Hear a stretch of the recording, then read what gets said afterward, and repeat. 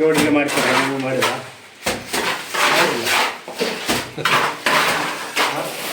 ದಾನಪ್ಪ ಮಾಡಿರೋದು ಸಿದ್ಧನ್ ಮಾಡಿ ಮಾಡಿರೋದು ಯಾತನು ಹಾಂ ಅವ್ರದ್ದಾಗೆ ಅವ್ರದ್ದು ಆಗೈತೆ ಇಲ್ಲ ಮತ್ತು ಹೋದ ವರ್ಷ ಹೋದ ವರ್ಷ ಆಗೈತೆ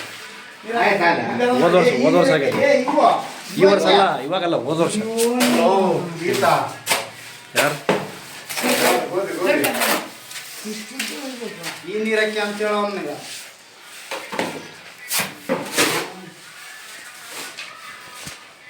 ಕಾಣಿಸ್ತಾ